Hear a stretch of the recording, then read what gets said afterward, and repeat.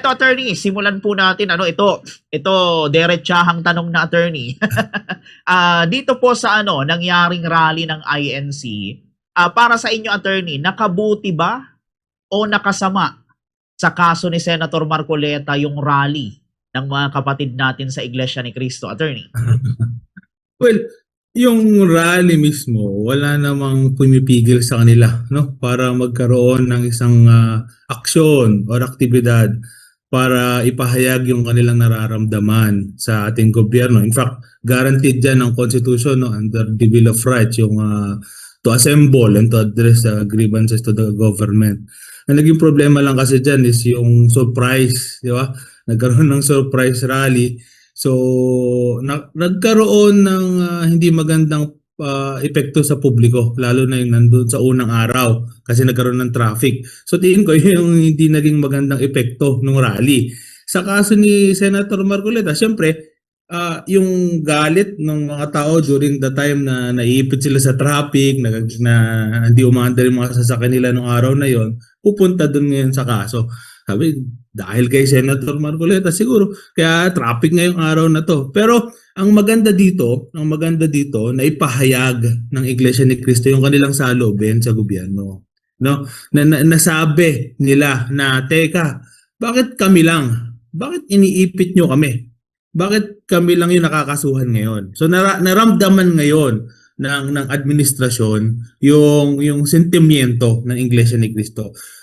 Maaari nating sabihin sana ginawa nila ng mas maayos, na mas organisado, hindi yung surprise, para mas maging maliwanag o maayos yung pagpapahayag nila ng kanilang nararamdaman. Pero kung ang tanong mo ay nakabuti ba sa kaso ni Senator Marcoleta, ang magiging sagot ko niyan, at least nakita at naramdaman ng administrasyon na ang sentimiento ng Iglesia ni Cristo.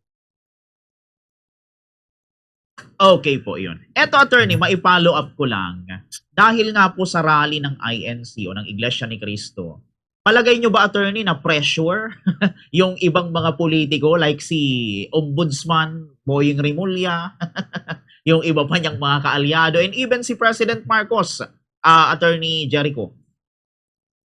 Tingin ko hindi. Hindi sila natakot kasi nung Friday na-file yung kaso.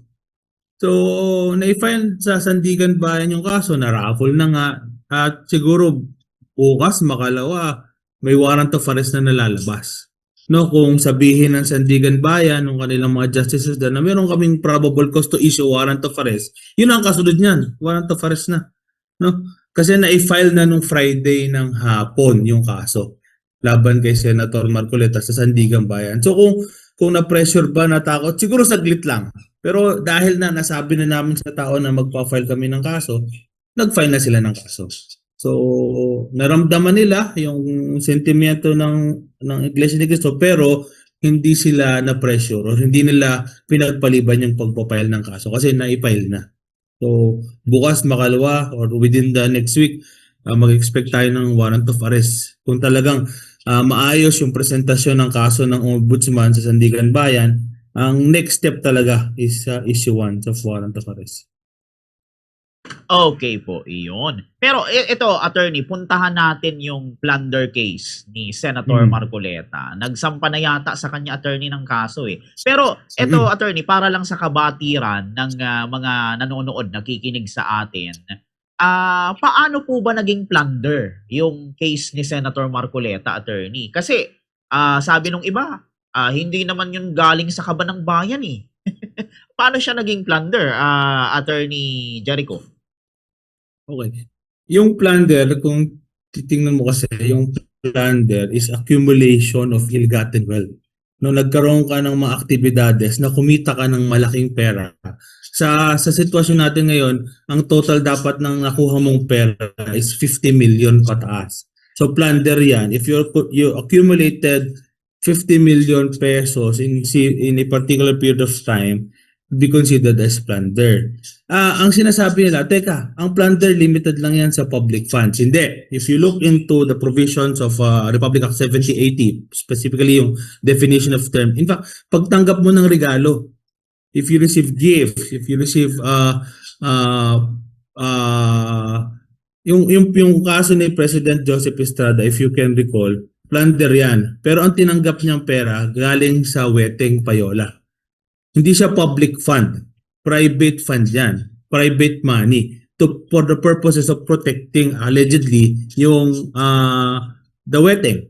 And in this particular case, ang tinanggap ni Senator Marcoleta, and based on his own admission, is 75 million from different personalities during the time that he is a sitting congressman. So inamin niya kasi, although ang context ito is that these are campaign donations. Pero during the time na nagdinidepensahan niya yung sarili niya sa Comelec, sabi niya, you cannot consider this as a campaign contribution na pwede ko i-report sa aking SOSE kasi during that time I am not yet a candidate. I received this money before the election period or the campaign period. So hindi mo pa ako pwede consider as a candidate. So ano sabi ng ombudsman? Sabi ng ombudsman, okay, hindi ka candidate, hindi ang campaign contribution. Ano yan? Bakit ka tumanggap ng 75 million while you are a congressman? So doon pa lang, upon receiving gifts, while holding a public office from private person, they consider this as already illegal. At ito ay kinukonsider as illegal, ill-gotten wealth. Therefore, nung tinitingnan nila yung provisions ng 7080, papasok talaga yung nangyari sa plunder. Ang tanong lang is, i-consider ba dapat to na campaign donations, which is pwede namang hindi pumasok sa plunder, or tinanggap niya to by reason of his office as a congressman. Ang naging problema kasi dito, inamin ni Senator Marcoleta, na sabi niya, hindi ko nababayaran to, pero may utang na loob ako sa kanila. Which is very, to me, medyo naging problematic. Bakit ka magkakaroon ng utang na loob doon sa taong nagbigay sa'yo ng 75 million? So, siya mismo nagsabi nun, kaya tingin ko na padali din yung pagpapile ng kaso sa kanya. Kasi siya na mismo yung umamin during the time na na dinidepensahan niya yung sarili niya sa Comelec. So, nagkaroon na ng problema siguro sa expression ng kanang depensa. Pero kung titingnan mo, papasok talaga siya sa plunder. Kahit na siya ay private fund, kahit na siya ay campaign donation. Kasi meron siya mga series of admission during the time na ini-interview siya at dinidepensahan niya yung sarili niya sa Comelec. Okay po, iyon. Ito attorney, para malinawan lang po ulit. Ako, ito attorney, pa-correct na lang ako kasi ang alam ko attorney sa ill-gotten wealth, parang nakuha mo yung pera sa masamang paraan. Parang ganun yung concept na ill-gotten wealth. Tapos ito kasi si Senator Marcoleta, hindi niya daw dineclare sa kanyang SOSE and sasalin niya yung 75 million. Ang tanong ko dito attorney, pag hindi ba dineclare yung ganun, ill-gotten wealth na ba yun, attorney? Hindi pa naman, pero bakit hindi mo dineclare? So mayroon ng presumption, may doubt na ngayon, bakit hindi mo dineclare yung pera? So ibig sabihin, tinatago mo yan. Kaya di mo nga dineclare eh. Pag tinatago mo yan, anong presumption? May something wrong with that money. So, may something wrong with that money. Ang naging problema dito is yung statement of contribution expenditure niya masyadong malaki kumpara doon sa kanyang statement of net worth and asset liability and net worth. Marami yung ginamit niyang pera nung eleksyon pero maliit lang yung salin niya. So sabi ng Comelec, bakit hindi magtutugma? Yung SOSE mo, personal money mo yung ginamit mo during campaign, which is masyadong malaki. Pero kung titingnan mo yung salin mo, wala naman laman. Konti lang yung laman ng salin mo. So hindi siya nagtugma. Ngayon, nung nag-explain siya ngayon, sabi niya, hindi, yung ginamit ko campaign funds galing sa ibang tao. Donation yan. Nung mga taong ayaw nang ilagay yung pangalan nila as a contributor. Ang problema kasi under our Philippine penal laws, basta tumanggap ka ng pera, if you are a public officer at tumanggap ka ng pera during the time na humahawak ka ng public office, regardless of any reason, could be considered as indirect bribery. Mali yun. Mali yung pagtanggap mo ng pera. Lalo na ganun kalaki, 75 million. So, ang presumption, ill-gotten wealth siya. Okay po, iyon. Pero ito, attorney, maitanong ko pa po ano, kasi ito interesting din kasi ito. Bakit naman daw anya si Senator Marcoleta kakasuhan ng plunder? Pero may mga nauna pa sa kanyang ano na parang naugnay din dito. Halimbawa, si Senator Escudero. Bakit hindi daw siya kinasuhan? Tama. Si Romualdez, bakit hindi daw kinasuhan? Si Bonoan, bakit ginawang state witness? Nauugnay siya sa flood control. Unfair niya. Anong sabi niyo doon, attorney?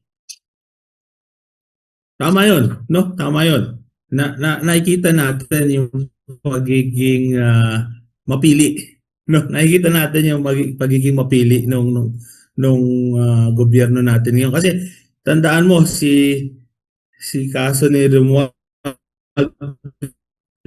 kaso ni Bonoan, sobrang tagal na yan. Saldi ko hanggang ngayon nawawala. Di nila makita, di ba? So, investigahan ng ombudsman hanggang ngayon wala pang naipapile na maayos na kaso laban sa kanila. So hindi mo maramdaman yung accountability nitong mga taong to na sobrang mas malaki yung naging problema, binigay na problema sa bansa. 'Di ba? Hindi mo maramdaman yung paghahabol ng gobyerno dito sa mga tao na to. Kaya nga na lumabas na yung Iglesia ni Cristo 'di ba? Nakikiayon tayo diyan sa ginawa nila kaya na kalampagan yung gobyerno. Bakit kami lang? Ang dami-dami mas malalaking kinuhang pera. Ang dami-daming tao na mas nagbigay ng problema sa bansa, 'di ba? Bakit inuunan nyo kami, di ba? Parang ganun yung sentimiento ng Iglesia ni Cristo noong araw na yun Kaya yun ang dapat iparamdam ng gobyerno. Dapat iparamdam ng gobyerno na hindi kami namimili. Hindi kami namimili. Yun ang dapat iparamdam sa atin. Para, oo nga naman, they are running against those who are all corrupt. Hindi lang dun sa kaaway namin o hindi namin kakampi. Okay, yun. And ito pa, attorney, kayo bilang abogado, naniniwala ba kayo, attorney, na may selective justice ang ating administrasyon regarding dito, attorney? Well, ako, sa akin palagay, no, mas marami pang dapat habulin. No? Yung atensyon ng gobyerno ay hindi lamang nakatingin dapat sa isa o kalahating parte ng mga dapat habulin. Dapat kung talagang desidido sila na habulin lahat ng korap, lahat, kahit na sino, kahit na kamag-anak mo yan, kahit na pinsan mo yan, kahit na kapatid mo yan, di ba? Kahit na dati mong katrabaho yan, kahit na kakampi mo, kapartido, dapat imbestigahan at kung may makita, dapat bigyan pansin para makasuhan. Para hindi na maulit yung mga nangyari. So, dapat pantay-pantay yung pagtrato regardless of your color, regardless of your affiliation. Okay po, iyon.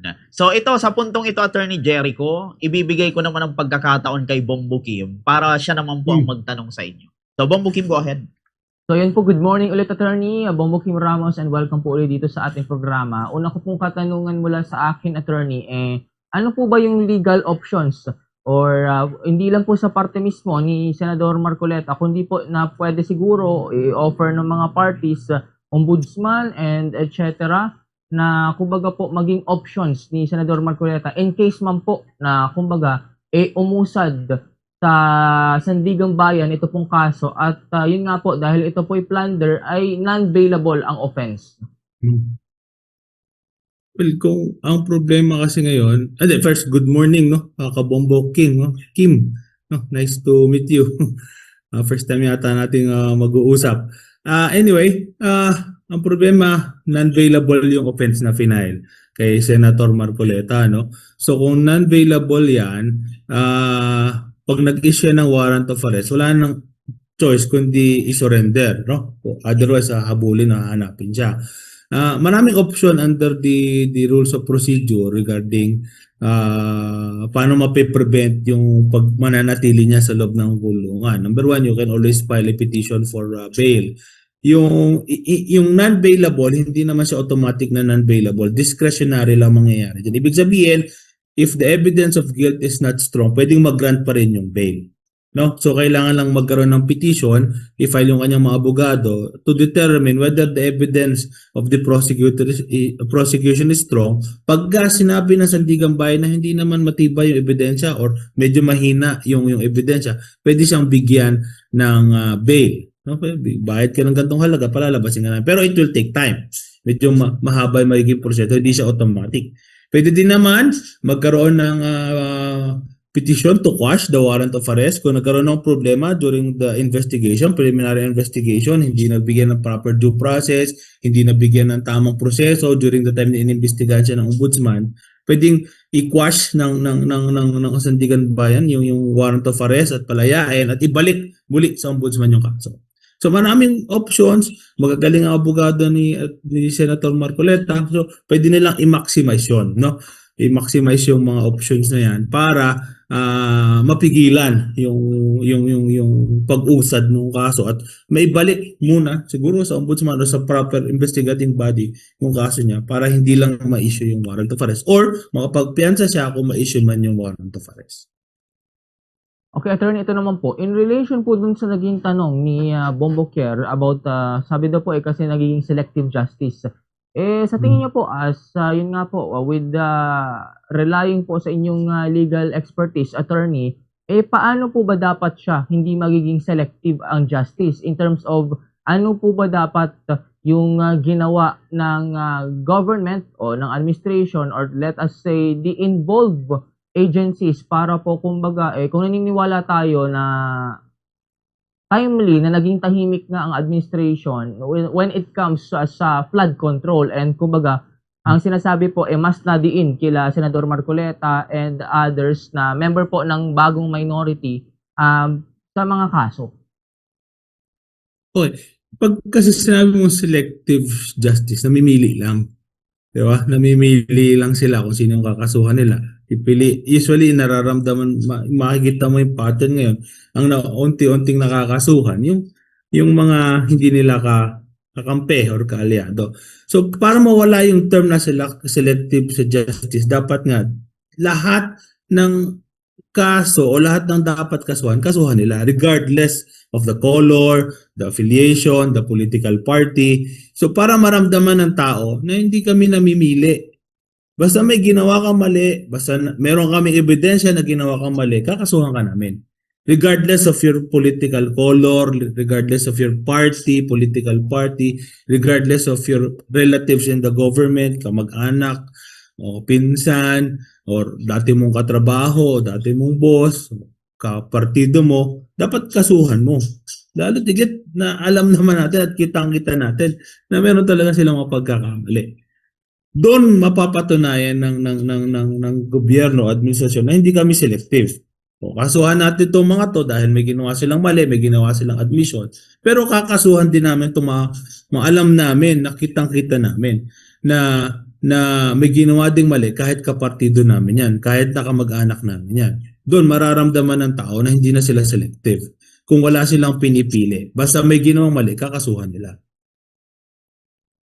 So ito po, attorney, last question na lang bago ko po ibato ulit kay Bombo Kier itong mga pagtatanong o ibalik sa kanya. Ano po ba yung magiging legal and siguro political implication po nitong example man matuloy po itong indictment or sabihin po natin na-aresto nga po, nalabasan ng warrant of arrest na isyuhan si Senator Marcoleta, especially that siya po he will be serving as a senator judge for the impeachment trial versus Vice President Sara Duterte. Considering that, yun nga po, ongoing debate pero ina-argue pa rin na dapat 16 pa rin yung needed for conviction and 9, if hindi po ako nagkakamali, for acquittal. Sabi nga po ni dating Chief Justice Hilario David Jr., which is one of the constitutional framer, kung magkukulang pa, 7 would be enough na to acquit the VP Sara. Okay. Punta tayo dun sa 2/3 of all the members. No? Kasi 16, sabi mo, di ba? Yung magiging epekto kung mawawala or ma-aresto si Senator Marcoleta.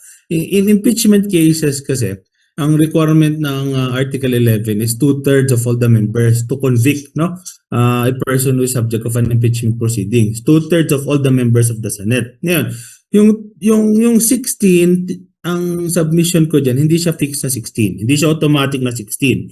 Kasi kung ang intensyon ng framers ng Constitution ay 16 lang talaga dapat ang boto para ma-convict yung isang tao na matanggal sa pwesto by reason of the impeachment trial, dapat ang nilagay nila dyan, hindi 2/3. Dapat nilagay nila dapat 16. No? Yung fixed number ang nilagay nila, hindi fraction.